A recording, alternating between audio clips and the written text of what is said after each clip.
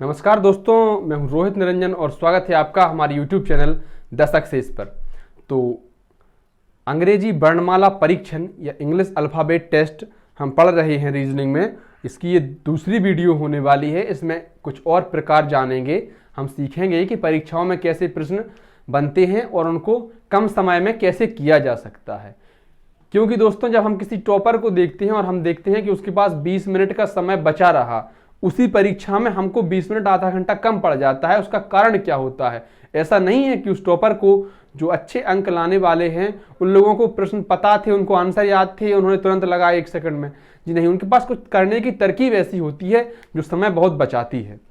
तो ऐसी ही कुछ तरकीबें हैं जो समय बचाती हैं। उनमें से एक ये जो है टॉपिक में हम कुछ सीखेंगे। और इसमें प्रश्न ये है, प्रश्न आपके सामने होगा। क्या है प्रश्न में? कि यदि अंग्रेजी वर्णमाला को विपरीत क्रम में लिखा जाए तो बाएं से 7वें अक्षर के दाएं 8वां अक्षर कौन सा होगा? अंग्रेजी वर्णमाला को विपरीत क्रम में लिखा जाए तो, थोड़ा बड़ा लिखा करो यार भाई, प्रश्न पढ़ने में दिक्कत होती है। अंग्रेजी वर्णमाला को विपरीत क्रम में लिखा जाए तो बाएं से 7वें अक्षर के दाएं 8वां अक्षर क्या होगा? अब विपरीत क्रम में इस तरह से लिखा जाएगा। ये सही क्रम लिखा हुआ है ए से जेड तक, और ये विपरीत क्रम लिखा हुआ है जेड से फिर ए तक। और इसमें पूछा जा रहा है कि बताइए बाएं से 7वें अक्षर के दाएं 8वां अक्षर कौन सा होगा? बाएं इस तरफ से लेना है, 1 2 3 4 5 6 7, इसके दाएं 8वां, तो 1 2 3 4 5 6 7 8 हमारा आ जाता है एल। क्या आप इतनी बात समझ पाए हैं? बाएं से 7वें अक्षर के दाएं हमारा एल आ जाता है। लेकिन जब हम इसको, ये तो आम जिंदगी है, जब हम मेंटोस जिंदगी की ओर चलते हैं, जब हम समय बचाते चलते हैं, तो मैंने पहले वीडियो में भी बताया था कि जब दोनों दिशाएं विपरीत दे रखी हों तो फिर एक क्रम जो है इनका जुड़ जाता है। तो दोनों दिशाएं पहले बाएं से 7वें अक्षर के दाएं, दोनों विपरीत है तो ये जुड़ जाएगा 7 और 8, ये हो जाता है कितना? 15। अब 15वां अक्षर है, लेकिन आपको पता होगा कि 15वां अक्षर ये विपरीत क्रम में लिखा हुआ है, तो हमें तो सही क्रम में पता करना है। इसके लिए 27 में से हम 15 घटा देते हैं, हमारे पास आ जाता है 12। और 12 जो है 12वां अक्षर हमारा होगा बाएं से 7वें अक्षर के दाएं 8वां अक्षर। 12वें पर होता है एल। जो सही क्रम में जब ABCD लिखी होती है तो बाएं पर एल होता है, 12वें पर, माफ करिए, तो 12वां अक्षर हमारा एल हो जाएगा। क्या आप इतनी बात समझ पाए हैं? अगर हाँ, तो फिर अगला प्रश्न देखिए दोस्तों। और अगले प्रश्न में कहा जा रहा है, ये थोड़ा अलग प्रकार है, ये विपरीत प्रकार था। अब ऐसा भी लिखा हो सकता है कि ABCD के प्रथम अर्धांश को सीधा तथा द्वितीय अर्धांश को उल्टा या विपरीत लिख दिया जाए। मान लीजिए प्रथम अर्धांश यहां तक M तक होगा, M तक सीधा लिखा, इसके बाद बदल दिया जाए, यहां से Z से शुरू हो, फिर ZY XW VUT SRQ OPN लिख दिया जाए, फिर पूछा जाता है। ये इसके अलग अलग प्रकार होते हैं दोस्तों। देखिए दोस्तों, इसमें अगला प्रकार जो होता है वो होता है अक्षर युग्म का। इसमें हमें एक शब्द दे रखा होता है और हमसे पूछा जाता है कि बताइए इसमें कितने अक्षर युग्म ऐसे हैं जिनके बीच में उतने ही अक्षर हैं जितने की अंग्रेजी वर्णमाला में होते हैं। इस प्रकार का प्रश्न आता है। और विश्वास मानिए आप, यह प्रश्न आता ही आता है। अगर रीजनिंग आती है तो यह प्रश्न निश्चित रूप से आता है। जैसे मान लीजिए यहां लिखा हुआ है, मैं आपके सामने लिखता हूं एक कोई वर्ड कि RUMINATION।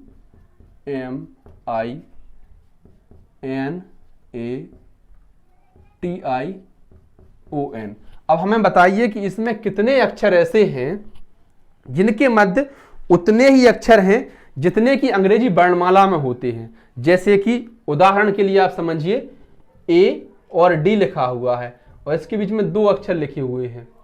तो अंग्रेजी वर्णमाला में जब देखते हैं तो A और D के बीच में 2 अक्षर होते हैं। कौन कौन से होते हैं? वो B और C। और यहां कहीं अगर A और D के बीच में 2 अक्षर होते हैं तो मान लीजिए एक युग्म ऐसा है जहां पर उतने ही अक्षर हैं जितने की अंग्रेजी वर्णमाला में होते हैं। क्या आप इतनी बात समझ पाए हैं?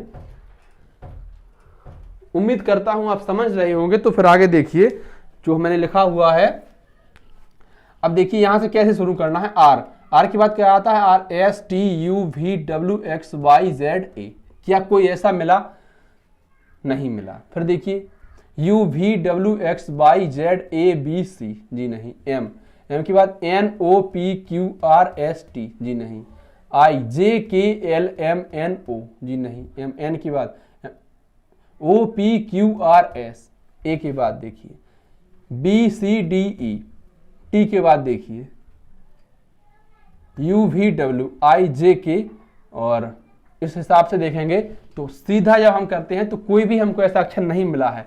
तो फिर इसके विपरीत में देखते हैं, जैसे एन के बाद आता है O, एक युग्म हमको ऐसा मिला, जैसे एन के ठीक बाद O आता है, कोई इनके बीच में अक्षर नहीं होता है। तो जब हम विपरीत जाते हैं रिवर्स में तो हमको एक युग्म ऐसा मिला जिसके बीच में कोई अक्षर यहां भी नहीं था और अंग्रेजी वर्णमाला में भी नहीं होता है, एक मिला। आगे देखिए, इसके बाद जब यहां से फिर से गिनना शुरू करते हैं तो एन के बाद OPQRSTUVW, क्या कोई अक्षर ऐसा मिला? जी नहीं मिला। आई के बाद देखते हैं IJKLMNOP, टी के बाद देखिए UVWXYZ, जी नहीं। ए BCDEF, जी नहीं। एन के बाद देखिए NOPQR, जी हाँ, रिवर्स में हमको एक और मिल जाता है।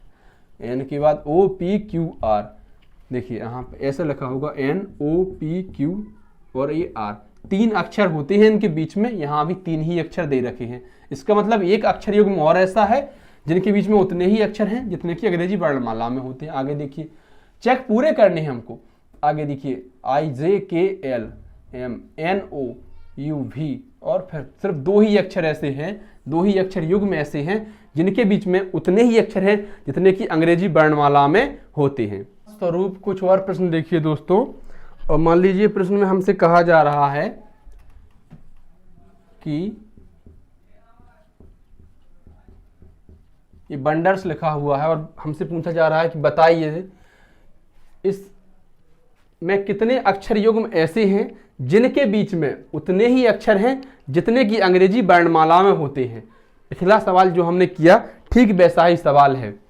तो अब ज्ञात करते हैं हम इसको और यहां से गिनना शुरू करते हैं। ABCD पढ़ेंगे, WXYZABC, क्या कोई मिला? जी नहीं। O के बाद PQRST, जी नहीं।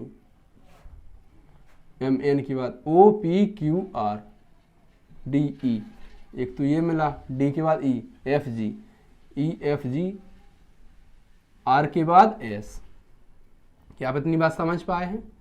आगे देखिए, और जब विपरीत, अब जब इस तरफ से हमने गिन लिए तो फिर विपरीत देखते हैं। R STUVWXY, R STUVW, एक ये मिल जाता है R STUVW, जैसे R STUV और W, यहाँ 4 अक्षर होते हैं और इनके बीच में भी 4 अक्षर ही दे रखे हैं, तो ये एक अक्षर युग्म ये हो जाता है।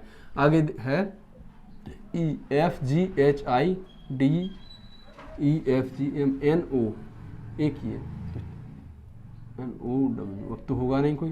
तो 4 अक्षर युग्म ऐसे हैं वंडर्स में जिनके बीच में उतने ही अक्षर हैं जितने की अंग्रेजी वर्णमाला में होते हैं। निश्चित रूप से एक प्रश्न आता ही आता है, आप नोट कर लीजिए अपनी डायरी में।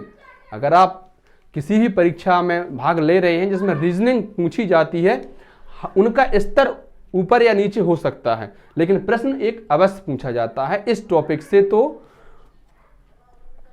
जरूर प्रश्न पूछा जाता है।